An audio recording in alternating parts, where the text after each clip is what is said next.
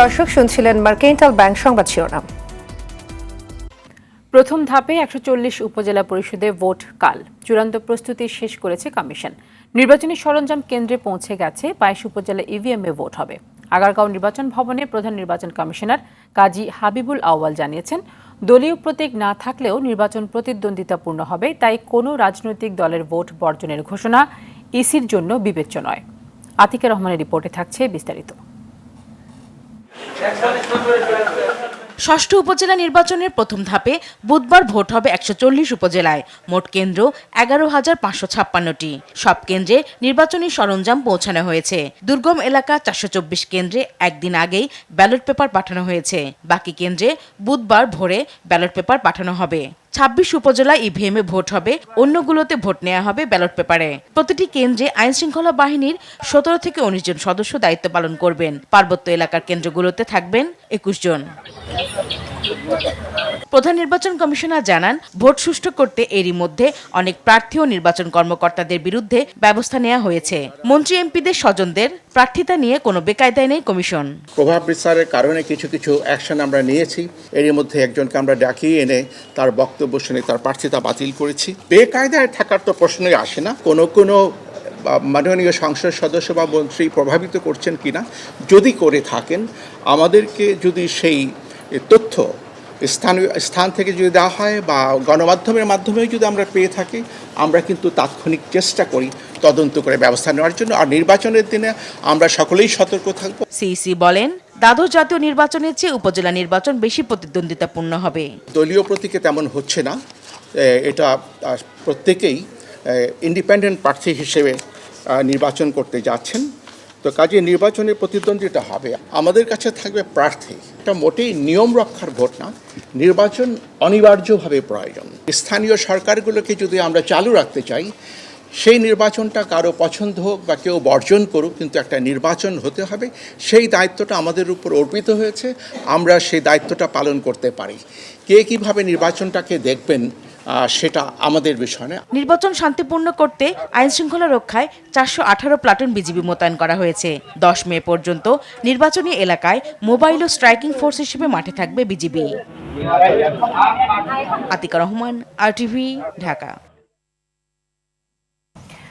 নির্বাচনে প্রভাব বিস্তারের জন্য রাখা বিপুল পরিমাণ টাকা সহ পাবনার সুজানগর উপজেলা চেয়ারম্যান প্রার্থী ও আওয়ামী লীগ নেতা শাহিনুজ্জামান শাহিন সহ ১১ জনকে আটক করেছে র্যাব। এ সময় শাহিনের উপজেলা নির্বাচনী কাজে ব্যবহৃত একটি গাড়ি ও ২২,৮২,০০০ টাকা জব্দ করা হয়। সোমবার রাতে সুজানগরের চর ভবানীপুরের নির্বাচনী এলাকা থেকে তাদের আটক করা হয়। এদিকে সিরাজগঞ্জ সদর উপজেলা পরিষদ নির্বাচনে কারচুপি ও এক চেয়ারম্যান প্রার্থীর সঙ্গে গোপন বৈঠকের অভিযোগে ৫ প্রিজাইডিং অফিসার সহ ৬ জনকে গ্রেপ্তার করেছে পুলিশ। সিরাজগঞ্জ জেলা প্রশাসক কার্যালয়ে সংবাদ সম্মেলনে এ তথ্য জানান জেলা প্রশাসক মীর মোহাম্মদ মাহবুবুর রহমান। এদিকে কুষ্টিয়ায় চেয়ারম্যান প্রার্থী আবু আহাদ আল মামুন হামলা শিকার হয়েছেন।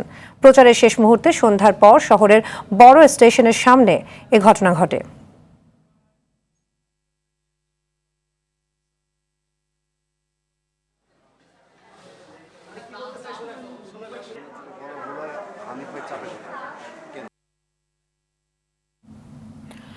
দর্শক, ব্রাহ্মণবাড়িয়ার আখাউড়া থেকে সরাসরি যুক্ত হচ্ছেন সহকর্মী সাদ্দাম হোসেন। সাদ্দাম, কটি কেন্দ্রকে ঝুঁকিপূর্ণ হিসেবে ঘোষণা করা হয়েছে আপনি যেখানে আছেন সেই এলাকায়, এবং প্রশাসনের পক্ষ থেকে কি ধরনের ব্যবস্থা নেওয়া হয়েছে সবকিছু মিলিয়ে জানাবেন। তানি, আপনাকে ধন্যবাদ। আপনি জানেন যে ষষ্ঠ উপজেলা নির্বাচনের যে প্রথম ধাপ আগামীকাল ভোট গণনা অনুষ্ঠিত হবে এবং ব্রাহ্মণবাড়িয়ার দুটি উপজেলা কিন্তু সেই ভোট গণনা অনুষ্ঠিত হবে, এবং সেটি হচ্ছে ব্রাহ্মণবাড়িয়ার সরাইল এবং নাসিরনগর। এই দুই উপজেলায় আমরা নির্বাচন কর্মকর্তাদের তথ্য মতে আমরা যে তথ্য পেয়েছি সেটা হচ্ছে মোট ভোট কেন্দ্র রয়েছে ১৭৭টি ভোট কেন্দ্র রয়েছে। তার মধ্যে নির্বাচন কর্মকর্তা এবং আইন শৃঙ্খলা বাহিনীর তারা একটি তালিকা তৈরি করেছেন। বিভিন্ন কারণবশত তারা বলছেন যে ১৭৭টি ভোট কেন্দ্রের মধ্যে থেকে কিন্তু ১০৩টি কেন্দ্র তারা অতি গুরুত্বপূর্ণ কিংবা ঝুঁকিপূর্ণ হিসেবে বিবেচনা করেছে, এবং তারা বলছেন যে আইন শৃঙ্খলা রক্ষায় পুলিশ, বিজিবি, র্যাব সহ বিভিন্ন বাহিনী কিন্তু তারা মোতায়েন করেছে, যেন অন্তত 103 যে কেন্দ্রগুলো রয়েছে সেই কেন্দ্রগুলোর জন্য তারা বিভিন্নভাবে সামলাতে পারে। এবং আমি আপনাকে বলে রাখি যে এই দুই উপজেলায় কিন্তু হচ্ছে বিভিন্ন কারণে দাঙ্গাপ্রবণ এলাকা হিসেবে তারা বিবেচনা করেছেন এবং এই দুই উপজেলায় আগামীকাল 30 জন প্রার্থীর মধ্যে প্রতিনিধিত্ব করবে। আমি যদি বলি যে চেয়ারম্যান পদে রয়েছেন 11 জন এবং ভাইস চেয়ারম্যান পদে রয়েছে 11 জন এবং মহিলা ভাইস চেয়ারম্যান পদে 8 জন, মিলিয়ে কিন্তু 30 জন প্রার্থী প্রতিনিধিত্ব করছেন। এবং ভোটার সংখ্যা যদি আপনাকে বলি তাহলে হচ্ছে 5,26,930 জন ভোট কিন্তু আগামীকাল তারা তাদের ভোট প্রয়োগ করবে। এবং সর্বোপরি আমি জেলা নির্বাচন কর্মকর্তা যিনি রয়েছেন সাদেকুল ইসলাম, ওনার সাথে কথা বলেছি। তিনি যেমনটা বলছেন যে অর্থাৎ 177টি ভোট কেন্দ্রের মধ্যে থেকে 103টি যে কেন্দ্র তারা অতি গুরুত্বপূর্ণ কিংবা ঝুঁকিপূর্ণ বলেছেন, সেই কেন্দ্রগুলোতে বিভিন্ন আইন শৃঙ্খলা বাহিনীর পাশাপাশি মোট 177টি কেন্দ্রে কিন্তু তারা অতি গুরুত্বপূর্ণ ভাবে দেখছেন। এবং আজকে সকালে কিন্তু অত্যন্ত কড়া নিরাপত্তার মধ্যে দিয়ে নির্বাচনের যে ব্যালট বাক্স কিংবা ব্যালট পেপার তারা কিন্তু অত্যন্ত কড়া নির্বাচনের যে সরঞ্জাম সেগুলো কিন্তু তারা কেন্দ্রে পাঠিয়েছে এবং তারা বলছে অত্যন্ত সুষ্ঠু এবং একটি নিরপেক্ষ নির্বাচন তারা আশা করছে। তাই এই ছিল আমার কাছে নির্বাচনের সর্বশেষ খবর। ধন্যবাদ আপনাকে। বিএনপির সিনিয়র যুগ্ম মহাসচিব রুহুল কবির রিজভী বলেছেন, অবৈধভাবে জনগণের সম্পদ লুটপাট করতেই বারবার ডামি ও প্রহসনের নির্বাচন করতে চাচ্ছে সরকার। উপজেলা পরিষদ নির্বাচন তারই ধারাবাহিকতা বলেও মন্তব্য করেন তিনি। সকালে বনানী এলাকায় মহিলা দলের উদ্যোগে লিফলেট বিতরণকালে এই মন্তব্য করেন রিজভী। তিনি বলেন, গণমাধ্যমে ক্ষমতাসীন দলের প্রার্থীদের অবৈধ সম্পদের পাহাড় গড়ার কথা প্রকাশ হয়েছে। উপজেলা চেয়ারম্যানরা শত শত বিঘা সম্পদের মালিক বনে গেছেন। তাদের আয় বেড়েছে 1200 থেকে 1800 গুণ। রিজভী আরও বলেন, ডামি ও প্রচারণার নির্বাচনের সাথে জনগণ নেই। প্রথম ধাপে যেই 141টি উপজেলায় জালিয়াতির নির্বাচন অনুষ্ঠিত হবে, জনগণ সেই নির্বাচনে যাবে না। 7ই জানুয়ারি ডামি নির্বাচন বর্জন করেছে, ঠিক একইভাবে এই উপজেলা নির্বাচন আপনার বর্জন করবে এই বাংলাদেশের মানুষ। কারণ জনগণের ভোটের অধিকার যারা কেড়ে নিয়েছে তাদের কোনো ভোট, সেই ভোট হচ্ছে দামি ভোট, প্রহসনের ভোট, জালিয়াতির ভোট। এই ভোটে কোনো জনগণ অংশগ্রহণ করবে না। যে কোনো প্রকল্প গ্রহণের আগে জনগণের কল্যাণে কতটুকু কাজে লাগবে তা বিবেচনায় নিতে সংশ্লিষ্টদের নির্দেশ দিয়েছেন প্রধানমন্ত্রী শেখ হাসিনা। বলেন, এখন থেকে অযাচিত প্রকল্প বাস্তবায়ন করা হবে না। দুপুরে গণভবনে সড়ক ও জনপথ অধিদপ্তরের এক অনুষ্ঠানে এসব কথা বলেন প্রধানমন্ত্রী। এর আগে সকালে আন্তর্জাতিক অভিবাসনের মহাপরিচালক দেখা করতে গেলে সংস্থাটিকে রোহিঙ্গাদের জন্য আরও তহবিল সংগ্রহের আহ্বান জানান সরকার প্রধান। মারুফ রেজা রিপোর্টে দেখুন বিস্তারিত। স্মার্ট বাংলাদেশ 2041 বিনির্মাণে সড়ক ও জনপথ অধিদপ্তরের পরিকল্পনা প্রধানমন্ত্রী শেখ হাসিনার সামনে তুলে ধরা হয়। পরে প্রকল্পের আদ্যপান্ত দেখে নানা নির্দেশনা দেন সরকার প্রধান। বলেন, যে কোনো প্রকল্প বাস্তবায়নে সবার আগে ভাবতে হবে সাধারণ মানুষের উপকারের বিষয়টি। কতটুকু দেশের মানুষের উন্নতি হবে, কতটুকু দেশের মানুষের কল্যাণে কাজে লাগবে, এই হিসাবটা, এই বিবেচনাটা কিন্তু আগে নিতে হবে। প্রত্যেকটা প্রকল্প এতদিন যেমন অবকাঠামো উন্নয়নে আমরা খুব দ্রুত কিছু কাজ করেছি, যার সুফলটা মানুষ পাচ্ছে। সময় এখন রূপকল্প 2021 থেকে 41 বাস্তবায়নের, এমনটা জানিয়ে সংশ্লিষ্টদের এ ব্যাপারে সচেতন থাকার আহ্বান জানান প্রধানমন্ত্রী। নিজেদের সক্ষমতার পাশাপাশি আমরা বিদেশ থেকে লোন নেওয়ার ক্ষেত্রেও আমাদের একটা হিসাব রাখতে হবে। এই টাকাটা আমরা আমাদের ফেরত দেওয়ার সক্ষমতা কতটুকু, সেটুকু আমরা পারবো কিনা, বা আমি এই কাজটা করলাম, এর থেকে অর্থনৈতিকভাবে কি আমরা ফেরত পাবো, যা দিয়ে আমরা এর মূল্যটা শোধ দিতে পারবো। এর আগে সকালে গণভবনে প্রধানমন্ত্রী শেখ হাসিনার সঙ্গে আন্তর্জাতিক অভিবাসন সংস্থার মহাপরিচালক এমি পোপ দেখা করেন।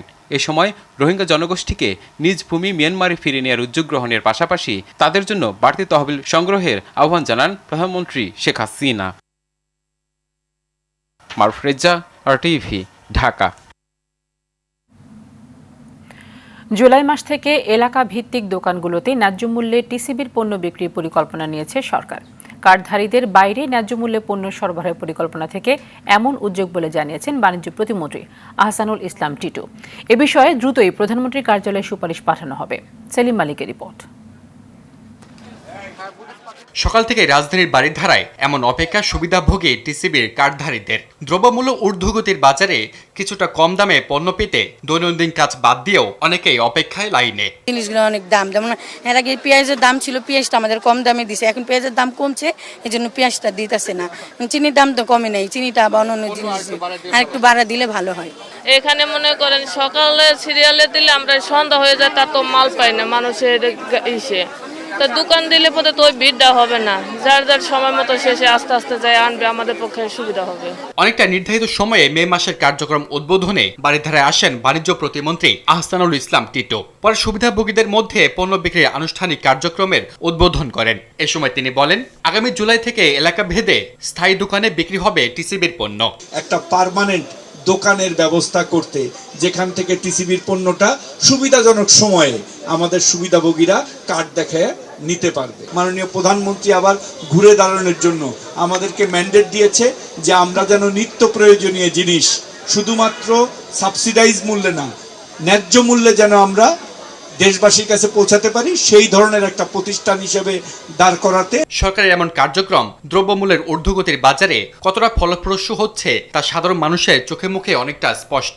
টিসিবির উদ্যোগেও বাজারে কেন মূল্যস্ফীতি কমছে না এমন প্রশ্নের জবাবে প্রতিমন্ত্রী বলেন, দ্রব্যমূল্য নিয়ন্ত্রণ বাণিজ্য মন্ত্রণালয়ের কার্য নয়, তবে বাফার স্টক করে কারসাজি বন্ধে উদ্যোগ নিচ্ছে মন্ত্রণালয়। এটা আমার মন্ত্রণালয়ের দায়িত্ব না যে বাজারে ইনফ্লেশন কন্ট্রোল করা, আমাদের মন্ত্রণালয়ের দায়িত্ব যে বাজারের পণ্যের সরবরাহটা নিরবিচ্ছিন্ন রাখা, ওইটার চেষ্টা আমরা করছি, করে যাব। বর্তমানে 1 কোটি সুবিধাভোগীকে ভর্তুকি মূল্য পণ্য দিচ্ছে সরকার। আগামীতে এর বিস্তৃতি বাড়ানোর পরিকল্পনা চলছে। সেলিম মালিক, RTV, ঢাকা। ঝড় বৃষ্টি শুরু না হতেই সারা দেশে বজ্রপাতে 61 জনের মৃত্যু হয়েছে। গেল 7 দিনে নিহত হন 31 জন। বজ্রপাতে দেশে প্রতি বছরে গড়ে 320 জন মারা যান, যা বিশ্বে সর্বোচ্চ। জলবায়ু পরিবর্তনের বিরূপ প্রভাবে এক দশকে বজ্রপাতের ঘটনা বেড়েছে 15%। তাই সাবধান হওয়ার বিকল্প নেই বলছেন বিশেষজ্ঞরা। শরীয়ত খানের রিপোর্ট। টানা তাপ প্রবাহের পর স্বস্তির বৃষ্টি নামলেও অস্বস্তি বাড়াচ্ছে বজ্রঝড়। গেল বৃহস্পতিবারই সারা দেশে বজ্রপাতে 11 জন নিহত হন। 3 মাসে যে সংখ্যা 50 জন। ফাউন্ডেশন ফর ডিজাস্টার ফোরামের হিসেবে গেল 6 দিনে বজ্রপাত কেড়ে নিয়েছে 20টি তাজা প্রাণ, যাদের মধ্যে বেশিরভাগই কৃষক আর জেলে। দুর্যোগ ব্যবস্থাপনা অধিদপ্তরের তথ্য অনুযায়ী জলবায়ু পরিবর্তনের বিরূপ প্রভাবে এক দশকে দেশে বজ্রপাত বেড়েছে 15 ভাগ। কেবল গত বছরই প্রাণ যায় 318 জনের। পরিসংখ্যান অনুযায়ী দেশে বজ্রপাতে গড়ে মারা যান 320 জন, যা যে কোনো দেশের চেয়ে বেশি। জলবায়ু পরিবর্তনের বিরূপ প্রভাবে দেশের হাওর ও উত্তর পশ্চিমাঞ্চল বজ্রপাত প্রবণ এলাকা হিসেবে চিহ্নিত। অবাধে গাছ কেটে ফেলা, জনসংখ্যা বৃদ্ধি আর অসচেতনতায় অন্যান্য জেলাতেও বজ্রপাতে মৃত্যু বাড়ছে।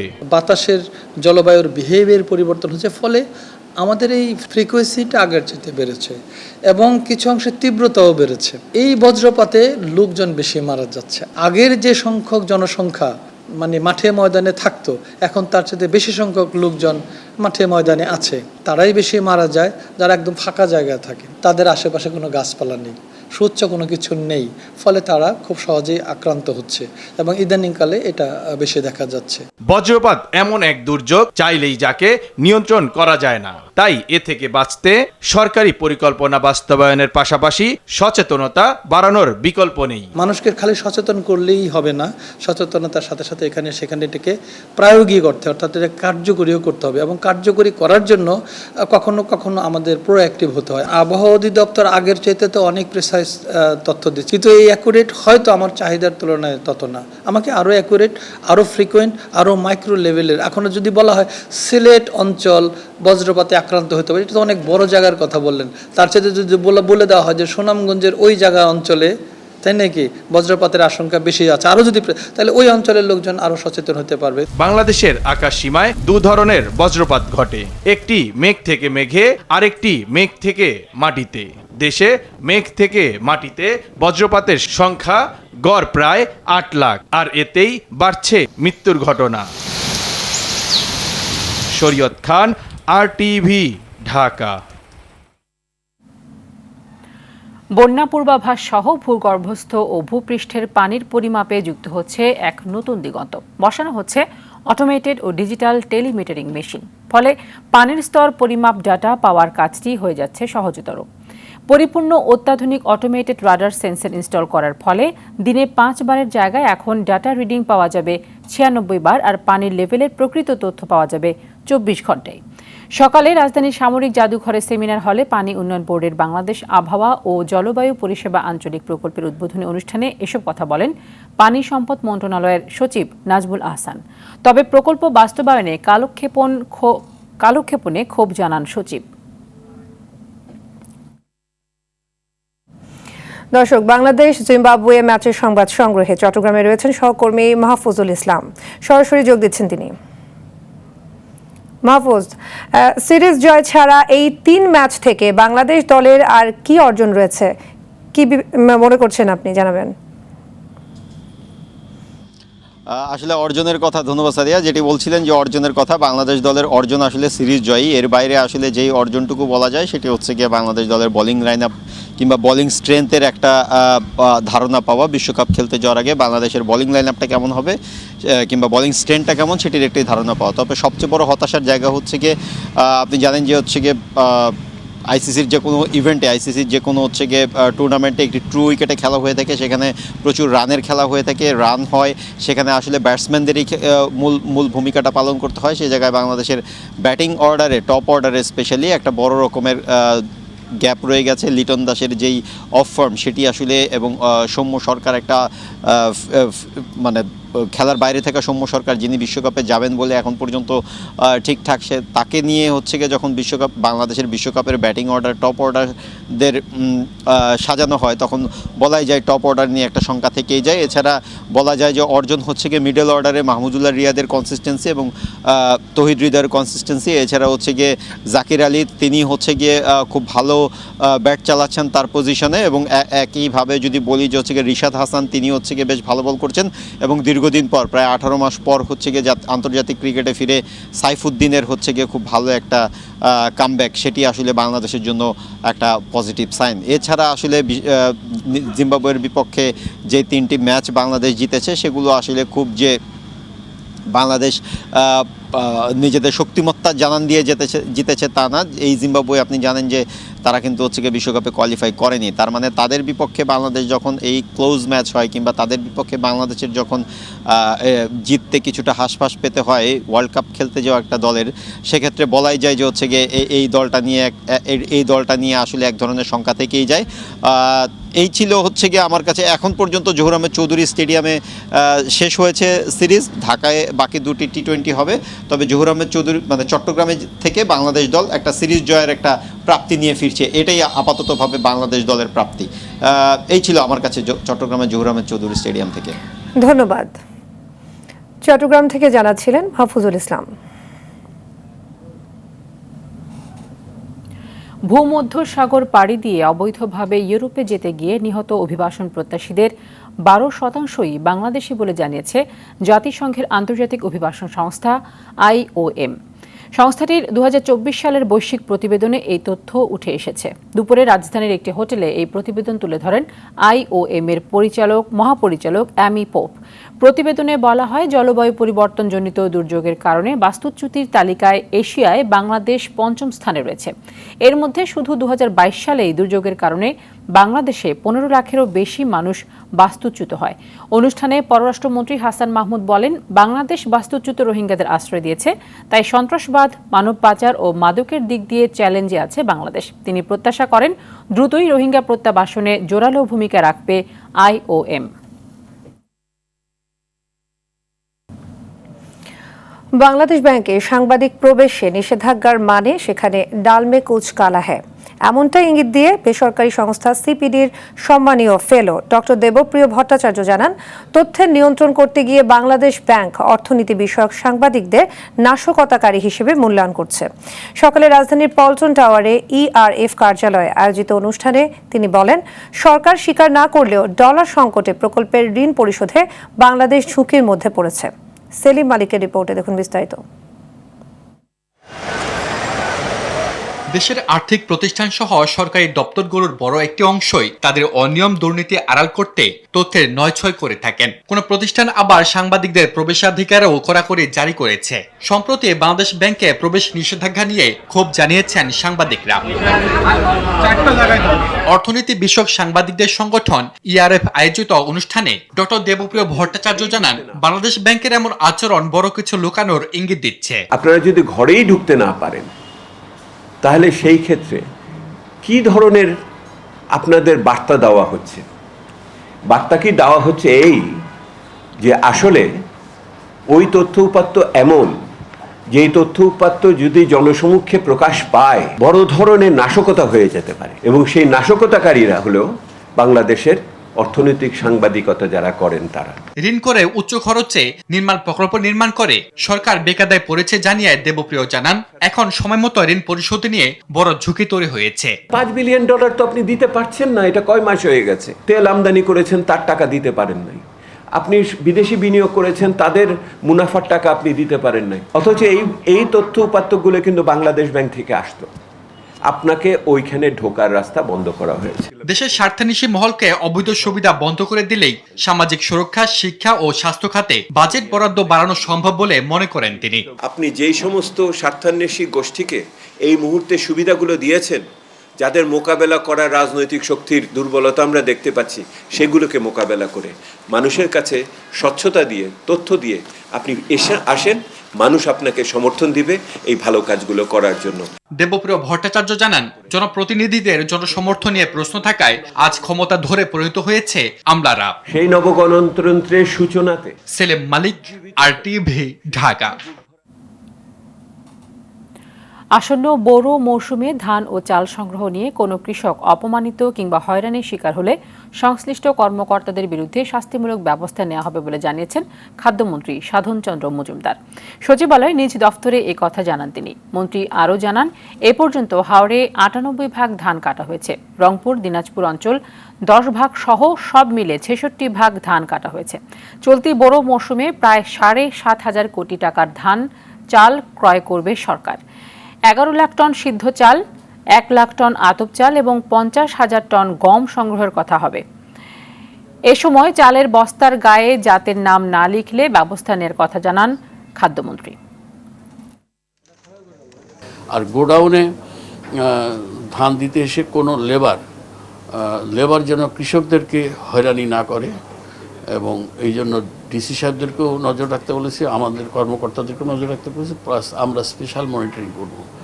আর যে লেবার সাপ্লাই দেয় তারা হলো হ্যান্ডলিং ঠিকাদার।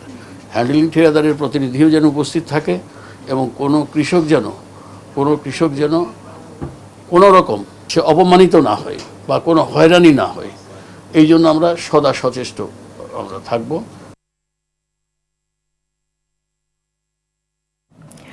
আগামী 6 মাসের মধ্যে হযরত শাহজালাল আন্তর্জাতিক বিমানবন্দরের 3rd টার্মিনাল পুরোপুরি ব্যবহার করা যাবে বলে জানিয়েছেন বেসামরিক বিমান পরিবহন ও পর্যটন মন্ত্রী মোহাম্মদ ফারুক খান। সচিবালয়ে যুক্তরাজ্যের পররাষ্ট্র, কমনওয়েলথ ও উন্নয়ন বিষয়ক মন্ত্রণালয়ের ইন্দো প্যাসিফিক অঞ্চলের দায়িত্বপ্রাপ্ত প্রতিমন্ত্রী অ্যানি ম্যারি ট্রেভেলেইনের সঙ্গে বৈঠক শেষে মন্ত্রী কথা জানান। বৈঠকে বাংলাদেশের এভিয়েশন শিল্পের উন্নয়নে যুক্তরাজ্য একত্রে কাজ করতে চায় বলে মন্ত্রীকে জানিয়েছেন দেশটির প্রতিমন্ত্রী অ্যানি ম্যারি ট্রেভেলেইন। এই সময় ফারুক খান জানান, প্রাথমিকভাবে 10টি এয়ারবাস কেনার সিদ্ধান্ত নিয়েছে সরকার। মার্কিন যুক্তরাষ্ট্র বোয়িং কেনার প্রস্তাব দিয়েছে বলেও জানান ফারুক খান।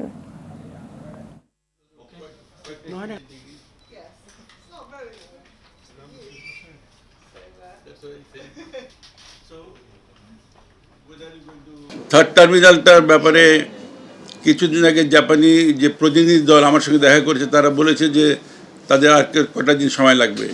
আপনারা জানেন যে কোভিড-19, ইউক্রেন যুদ্ধ, এইসব কারণে শুধু বাংলাদেশ নয়, সারা বিশ্বব্যাপী সব প্রজেক্টই কিছুটা স্লো হয়েছে। আমাদেরকেও তার জন্য কিছুটা স্লো হতে হচ্ছে, তবে কাজ দ্রুততার সাথে এগিয়ে যাচ্ছে, এবং আমি মনে করি ইনশাআল্লাহ আগামী কয়েক মাসের মধ্যে আমরা এটাকে পুরোপুরিভাবে ব্যবহার করতে পারবো। তো আমার মনে হয় অ্যাটলিস্ট 6 মাস লাগবে। ডেঙ্গু জ্বরে আক্রান্ত হয়ে নিজের মা মারা গেছেন জানিয়ে স্বাস্থ্যমন্ত্রী ডাক্তার সামন্তলাল সেন বলেছেন, আর যেন কোনো মা কিংবা সন্তান ডেঙ্গুতে আক্রান্ত হয়ে মারা না যান। রাজধানীর সিরডাপ মিলনায়তনে ডেঙ্গু মোকাবেলায় পূর্ব প্রস্তুতি বিষয়ে আলোচনার সময় এই কথা বলেন তিনি। স্বাস্থ্যমন্ত্রী বলেন, ডেঙ্গু হওয়ার আগেই প্রতিরোধ করা জরুরি। তিনি জানান, ডেঙ্গুকালীন কোনোভাবেই যেন স্যালাইন সংকট দেখা না দেয় এবং স্যালাইনের দামও যাতে না বাড়ে সেই নির্দেশ দেওয়া হয়েছে। এছাড়া হাসপাতালগুলোকে খালি রাখতে, সার্জারি পরে বা ভর্তি পরে করলে চলবে এমন রোগীদের ভর্তি না করার নির্দেশনা দেওয়া হয়েছে। একটা রোগ হয়ে গেলে, একটা মানুষ পড়ে গেলে তখন আমরা চিকিৎসা করি, কিন্তু মানুষ যাতে না পড়ে সের জন্য আমাদের কাজ করতে হবে। একই উপায়ে এই ডেঙ্গিও যাতে না হয় তার জন্য আমাদেরকে কাজ করতে হবে। একটা কড়া নির্দেশ যে স্যালাইনের জন্য কোনো ঘাটতি না হয়, স্যালাইনের দামও বাড়ানো যাবে না, স্যালাইন যেন সবসময় অ্যাভেলেবেল হয়, হাসপাতালে যেন পর্যাপ্ত বেড থাকে। চোখের গ্লুকোমা রোগের প্রকোপ ও এর সামাজিক প্রভাব নিয়ে বাংলাদেশ গ্লুকোমা সোসাইটির করা জরিপ প্রতিবেদনের ওপর একটি প্রচার অনুষ্ঠানের আয়োজন করা হয়েছে। মঙ্গলবার রাজধানীর বঙ্গবন্ধু ইন্টারন্যাশনাল কনফারেন্স সেন্টারে এই অনুষ্ঠানের আয়োজন করা হয়। প্রতিবেদন থেকে জানা যায়, দেশে 20 লাখ লোকের গ্লুকোমা আছে এবং 62 লাখ লোকের গ্লুকোমা হবার সম্ভাবনা আছে। 2 বছরে দেশের 64 জেলার 90টি সেন্টারে 12,000 মানুষের উপর গ্লুকোমা সোসাইটি এ জরিপটি করে।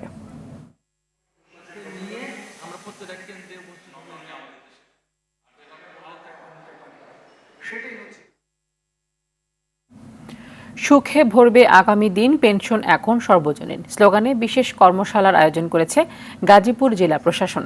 সোমবার গাজীপুরের চন্দ্রায় ওয়ালটন হাইটেক পার্কের কর্মশালাতে প্রতিষ্ঠানটির শতাধিক কর্মকর্তা অংশ নেন।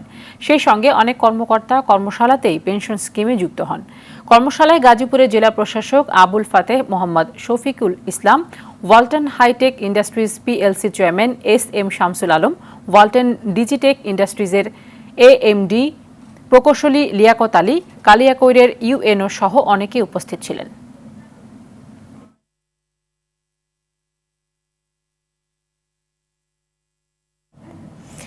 মানসিক স্বাস্থ্যসেবা সমাজের তৃণমূল পর্যায়ে পৌঁছে দেওয়ার লক্ষ্যে কাজ করছে সরকার, এমনটি জানিয়েছেন জাতীয় মানসিক স্বাস্থ্য ইনস্টিটিউট ও হাসপাতালের পরিচালক অধ্যাপক ডাক্তার অভ্র দাস ভৌমিক।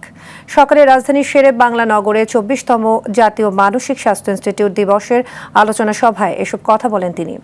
আর চিকিৎসা সেবা দোরগোড়ায় পৌঁছে দিতে জেলা পর্যায়ে মানসিক হাসপাতাল নির্মাণের দাবি জানান বিশেষজ্ঞরা।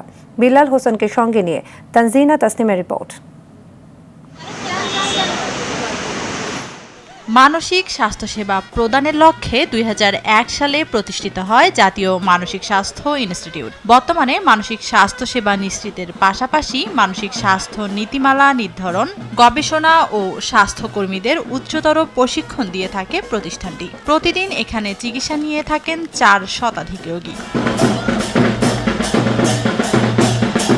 সকালে প্রতিষ্ঠানটির উদ্যোগে বের হয় শোভাযাত্রা, পরে বৃক্ষরোপণ কর্মসূচি এবং আলোচনা সভা হয়। প্রতিষ্ঠা বার্ষিকী ঘিরে রোগীদের সেবা দেন বিশেষজ্ঞ চিকিৎসকরা।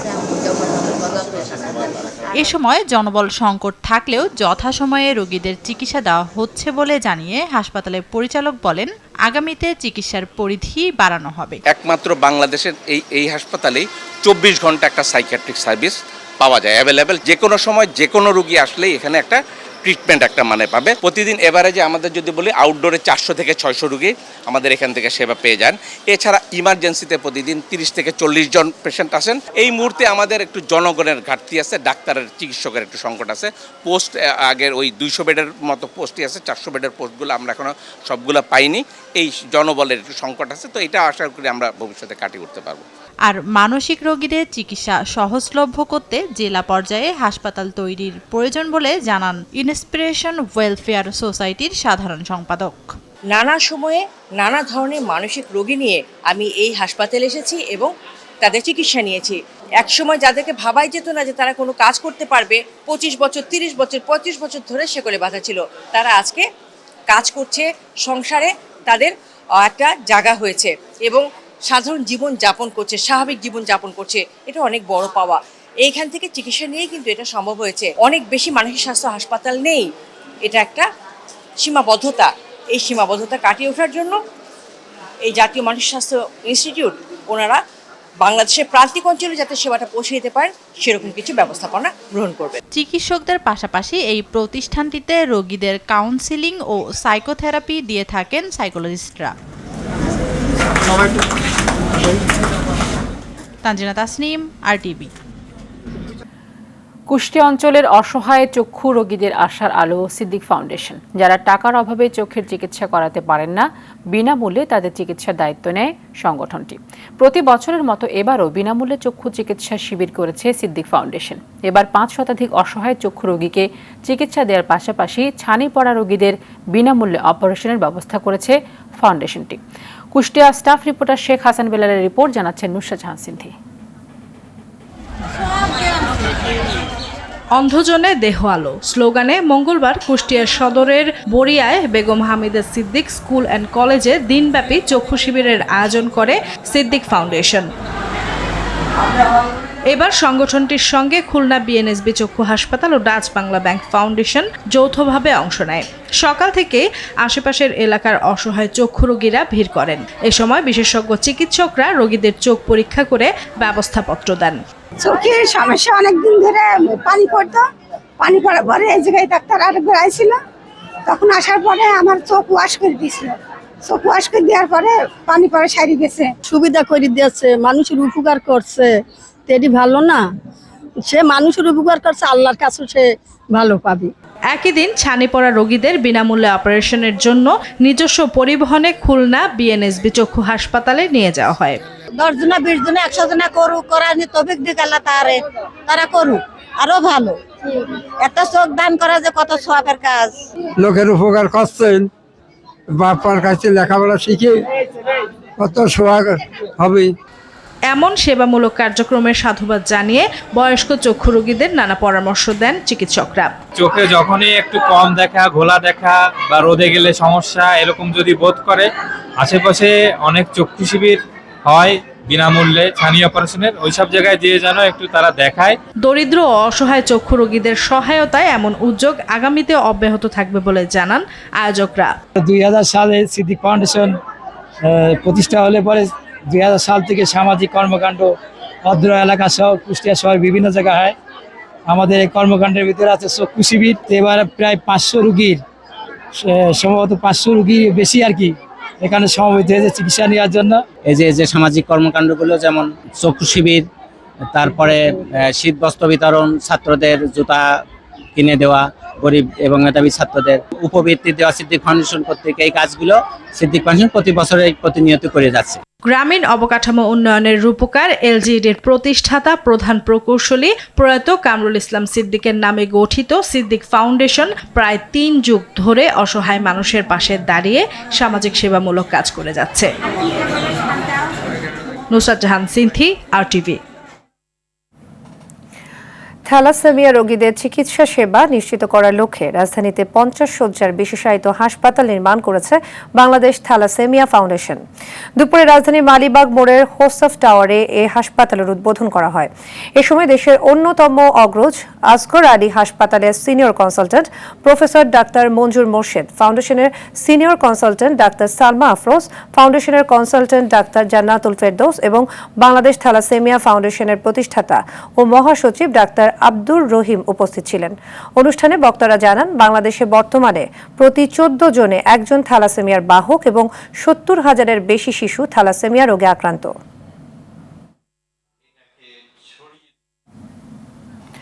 মক্কা ও মদিনার 2 পবিত্র মসজিদের তত্ত্বাবধায়ক বাদশাহ সালমান বিন আব্দুল আজিজ বাংলাদেশকে 75 টন খেজুর উপহার পাঠিয়েছেন। এসব খেজুর রোহিঙ্গা জনগোষ্ঠী সহ প্রান্তিক মানুষের মধ্যে বিতরণ করা হবে। দুপুরে ঢাকার সৌদি দূতাবাসে আয়োজিত এক অনুষ্ঠানে এই খেজুর হস্তান্তর করা হয়। ঢাকায় নিযুক্ত সৌদি রাষ্ট্রদূত ইসা বিন ইউসুফ আল দুহাইলান দুর্যোগ ব্যবস্থাপনা ও ত্রাণ মন্ত্রণালয়ের যুগ্ম সচিব অঞ্জন চন্দ্র পালের কাছে খেজুর হস্তান্তর করেন। এ সময় সৌদি রাষ্ট্রদূত বলেন, বাদশাহ Salman humanitarian aid and relief সেন্টারের পক্ষ থেকে এই খেজুর উপহার দেওয়া হলো। বাংলাদেশ সরকারই সিদ্ধান্ত নেবে কিভাবে এটা বিতরণ করা হবে।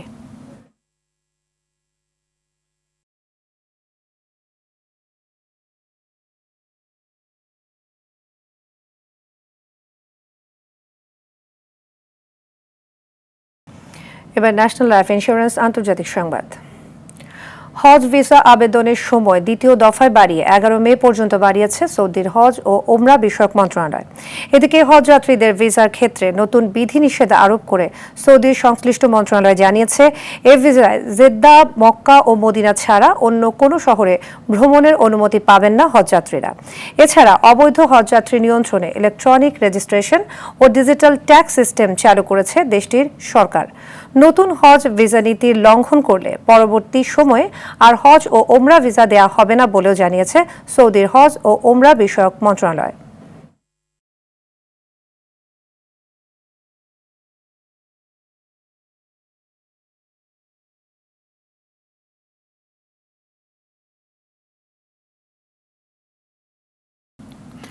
গাজা ও মিশরের মধ্যে গুরুত্বপূর্ণ সীমান্ত ক্রসিং রাফার দখল নিয়েছে ইসরায়েলি সেনাবাহিনী। গেল রাতে দক্ষিণ গাজার শহরটিতে বিমান হামলা চালানোর পর আজ ট্যাঙ্ক নিয়ে এই সীমান্ত ক্রসিং এর দখল নিল ইসরায়েলি বাহিনী। এর ফলে অনিশ্চিত হয়ে গেল গাজা যুদ্ধবিরতি। এর আগে সোমবার গাজায় যুদ্ধবিরতি এবং ইসরায়েলের সঙ্গে জিম্মি মুক্তির চুক্তিতে সম্মত হয় হামাস। যুদ্ধবিরতিতে মধ্যস্থতা করছে মিশর ও কাতার। হামাস জানিয়েছে তারা এখন ইসরায়েলিদের সিদ্ধান্তের অপেক্ষায় আছে, কিন্তু ইসরায়েল জানিয়েছে তাদের দাবি পূরণ হয়নি। আর চলমান এই আলোচনার মাঝেই দেশটির সামরিক বাহিনী রাফা হতে হামলা চালিয়েছে, দখলে নিয়েছে রাফাহ ক্রসিং।